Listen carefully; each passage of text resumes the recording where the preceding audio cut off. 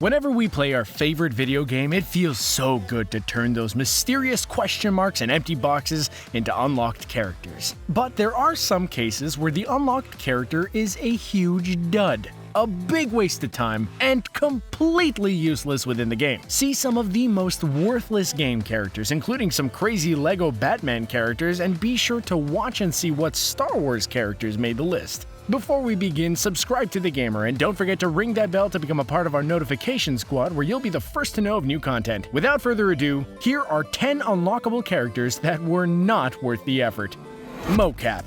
Mortal Kombat Deadly Alliance. The Mortal Kombat series has always been known for their secret characters, unlockable options, and ever-changing rosters. Through the years, we've gotten to use unlockable characters like Goro, Freddy Krueger, Smoke, and Cyber Sub-Zero. Another character added to that list is MOKAP. MOKAP not only has a stupid name, but the character himself takes you completely out of the realism of the game. Available exclusively in Mortal Kombat Deadly Alliance, the character is supposed to represent a stunt worker dressed in a motion capture suit, which is used to make the game. The whole meta joke comes off as lame and takes away from other characters in the game. The methods to unlock MOKAP are a little much as well. First, you have to unlock all of the other characters in the game and then access the coffin section. For 511 gold coins, you can unlock the MOKAP character. Trust us, don't waste your precious digital money on this character. Once he's unlocked, his moveset is weak, the costume design is distracting, and you'll wish you could put MOKAP back into the coffin he came from. Despite wearing a motion capture suit, the character feels very stiff on the screen and has no personality and deserves a fatality every time he fights. Not to mention, Mortal Kombat Deadly Alliance is one of the weaker entries in the whole series anyway.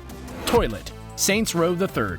The Saints Row series is known for some pretty comedic moments, but we never knew that they would resort to toilet humor quite literally. In Saints Row III, there are numerous costumes you can unlock to completely transform your character on the screen. One of these costumes is a toilet. Yes, a floating toilet. No arms, no legs, just a toilet with the lid flopping up and down as you run aimlessly through the streets popping off gunshots. Saints Row III?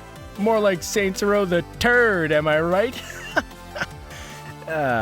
Whatever. The toilet has the same actions as any other character or costume, but at least they're often done with visible limbs. Guns float in front of the toilet, and characters are attacked with ghost-like punches and kicks. At some points, it's hard to tell what actions you're even doing. Sure, it can be humorous robbing a car as a toilet, but the joke gets old very quickly. After about 5 minutes, you'll just want to return to a regular character until you realize how much effort you put into unlocking the toilet. The only way to access the toilet in Saints Row III is by defeating the whole game.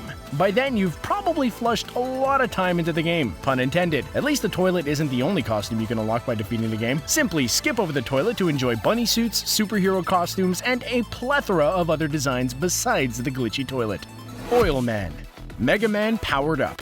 In 2006, Capcom released the PSP exclusive game Mega Man Powered Up. The side-scrolling action game was an updated remake of the original Mega Man released for the NES console. Along with smoother controls and updated graphics, Mega Man Powered Up also featured a number of new modes and options for gamers. A key component of the game is taking on 8 different robot bosses with powers of their own. After defeating all of the bosses, players gained access to the characters and could play through levels using people like Iceman and Bomb Man. Throwing ice or setting off bombs was awesome, but there was clearly one boss who was a lot weaker than the others, and his name was Oil Man. In Mega Man's battle with Oil Man, the villainous character could jump and shoot splotches of oil. While controlling Oil Man, that was all you were pretty much limited to as well. Oil Man could only squirt out 3 little piles of oil at a time, making it hard to defeat enemies or get through levels. Not only could Oil Man create oil slicks, but he was prone to slipping on them and getting injured. This means you'd risk your own character lives by using the weapon created for him. Give up on even trying Oil Man. Just defeat him as Mega Man and move on from the disaster. Sweet Tooth. Twisted Metal 2.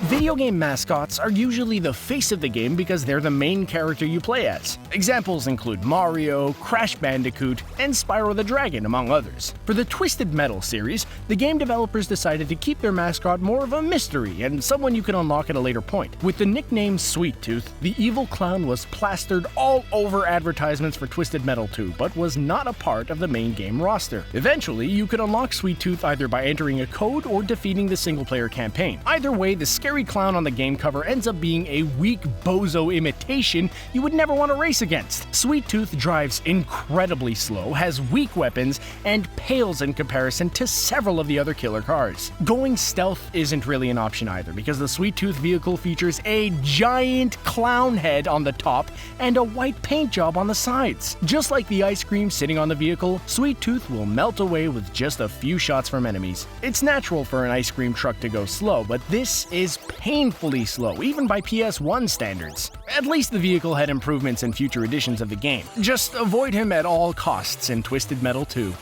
Fred Durst. WWE Smackdown, just bring it. Just like the real WWE, their collection of video games has featured a fair share of guest wrestlers. In recent years, gamers have been able to download official versions of characters like Arnold Schwarzenegger's The Terminator or the Colonel from KFC. As odd as these choices are, they can be instantly downloaded or unlocked through a pre-order of the game. Back in 2001, there was one celebrity you could unlock by defeating a difficult challenge. His name was Fred Durst. The lead singer of rap rock band Limp Bizkit was at the top of his game back in the early 2000s, and the motorcycle riding version of The Undertaker used the Limp Bizkit song Rollin' as his official entrance theme. For some reason, video game developers thought that the use of the song was the perfect reason to include Fred Durst as a playable wrestler in the game. Unlocking Durst wasn't easy though. The only way to make him available was by playing The Undertaker in a slobber knocker match and defeating 15 men in a row. The challenge could take a long time with multiple attempts, especially if you started with no finishers. Once Fred Durst was unlocked, you were treated to one of the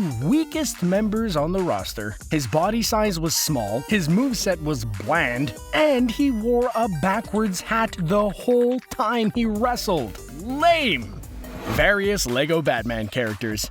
The first LEGO Batman game helped launch the whole pop culture LEGO video game franchise after following the success of LEGO Indiana Jones. With each new sequel to LEGO Batman, the roster expanded to include a wide range of DC heroes, including the characters from the TV show Arrow, Zebra Batman, and the Atom, among others. After getting through the initial game story, players can spend hours unlocking these new characters and using them in free play mode. Through the years, a number of these characters have been more useless than the others. LEGO Batman 3 Beyond Gotham introduced a number of heroic animal characters you could play as. Taking control of Crypto, Superman's dog, was actually fun. He could fly and had a majority of Superman's powers. Ace the Bat Hound, on the other hand, not so much fun. He may have a cool bat suit, but is limited to super sensing abilities. Even worse than Ace the Bat Hound is Bat Cow. The little-known cow from the comics looks like an ordinary cow and has a cape attached to its back. You have to complete a whole mission following the cow around before you pay some precious LEGO gems to fully unlock the useless Bat Cow.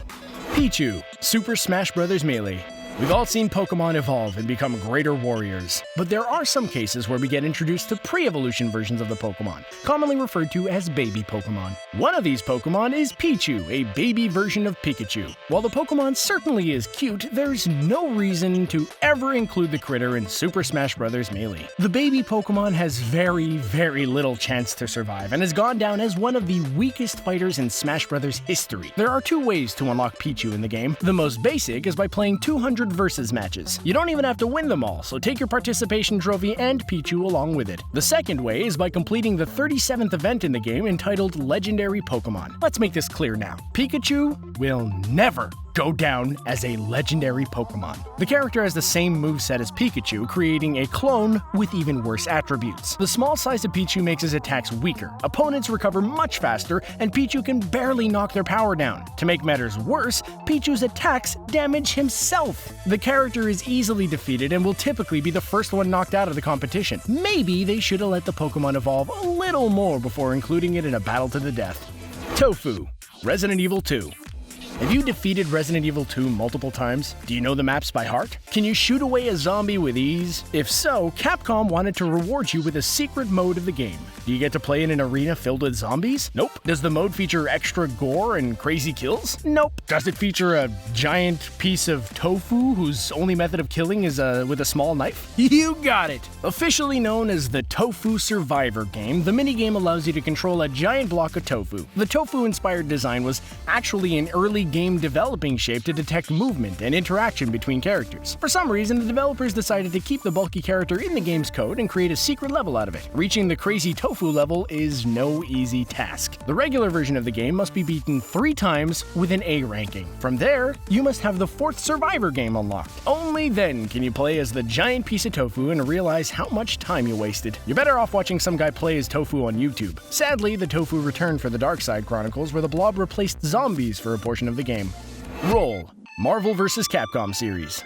What would you get if you took Mega Man, slowed him down, and made his moves weaker than others? Meet Roll, a female android who really has no place in any fighting game, especially in Marvel vs. Capcom 2. Besides the character being highly annoying, it's pretty much a joke to see her try and step up against a Marvel hero like Captain America. Roll was created to primarily be used as a housekeeper, and it shows when comparing her fighting abilities to other characters in the game. Roll is shorter than Mega Man, making her slower to avoid enemy attacks. The short size allows her to crouch, but the defensive move only lasts for so long before she's destroyed. One of the special weapons Roll has is known as the Rock Ball.